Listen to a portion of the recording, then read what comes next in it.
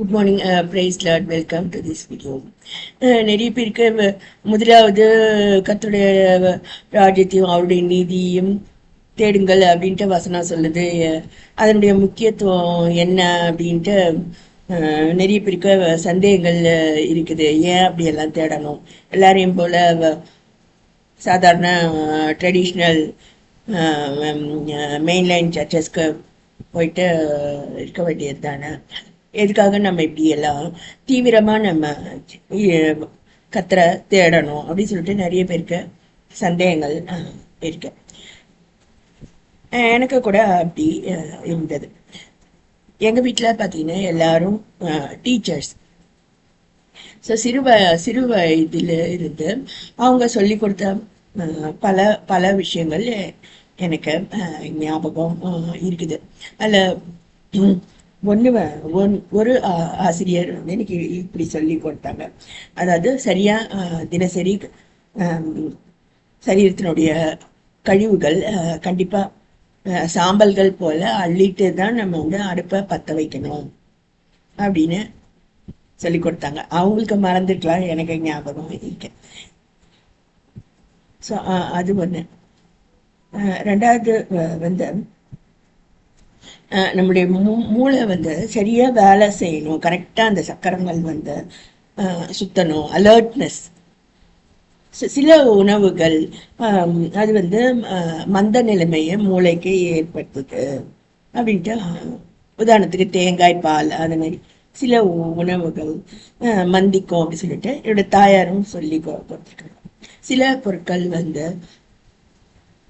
சீதளம், சில பொருட்கள் வந்து சூடு அப்படியெல்லாம் இருக்குது.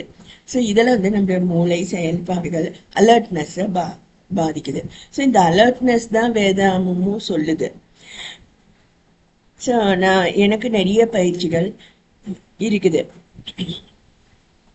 சில சமயம் எனக்கு மயக்கம் வரும், உடம்புக்கு முடியாம போகும். அது வந்து கர்த்தர் என்னோட பேசக்கூடிய ஒரு கம்யூனிகேஷனா நான் பார்த்துருக்கேன். எப்படின்னா வந்து நான் ராங் பிளேஸ்ல ராங் பர்சன்ஸோட நான் நிற்கிறேன் அப்படின்னா எனக்கு அது மாதிரி மயக்கம் வருது, அல்லது அந்த இடத்த விட்டு நான் தூரம் போயிட்டேன்னா கத்த திரும்பவும் எனக்கு பலனை தராரு. அதே மாதிரி நான் பாவம் செஞ்சாதான் உடம்புக்கு ஏதோ நோய் வர மாதிரி இருக்கும். ஸோ நான் திரும்ப ஜெபித்து ஒப்பு கொடுக்கும் போது தான் அது வந்து சரியாகும்.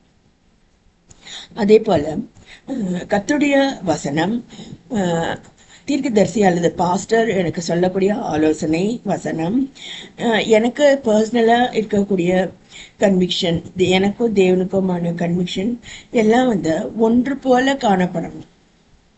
இதுவும் எனக்கு கொடுக்கப்பட்ட ஒரு பயிற்சி.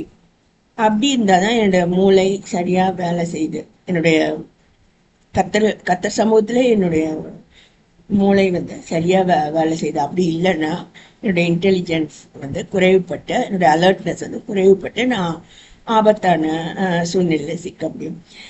அதுவும் கூட இருக்க நபர், நான் யாரோட பேசுறேன் அல்லது என்னோட வீட்டுக்கு யார் வராங்க, அவங்க எனிமியா அல்லது ஃப்ரெண்டா இல்ல அவங்க கர்த்தருடைய பிள்ளையா, அதுக்குரிய ஞானம் வந்து எனக்கு நிறைய கர்த்தர் சொல்லி கொடுத்துருக்காரு. ஸோ இப்படியெல்லாம் ஒரு அலர்ட்னஸ் இது வந்து கிறிஸ்துவ தான் எனக்கு கொடுத்துருக்காரு. ஏன்னாக்கா நான் முதலாவது கர்த்தருடைய ராஜ்யத்தை நான் அவருடைய நீதியை தேர்ந்ததுனால எனக்கு எப்படிப்பட்ட அலர்ட் பிரெயின் கர்த்தர் கொடுத்துருக்காரு. ஸோ எப்பவுமே முதல்ல நான் I was not born with it. அதாவது தொடர்ந்த பயிற்சி நிமித்தம் நான் அதை வளர்த்துக்கிறேன்.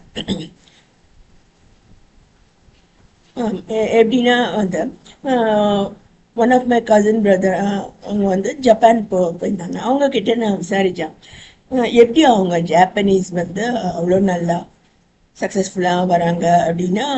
அந்த கசின் சொன்னார், இந்த மாதிரி அவங்க வந்து டைம் பார்க்காம வேலை செய்கிறாங்க. நீங்கள் காலையில் 7 மணிக்கு போனாலும் அவங்க நமக்கு முன்னாடி அவங்க இருப்பாங்க.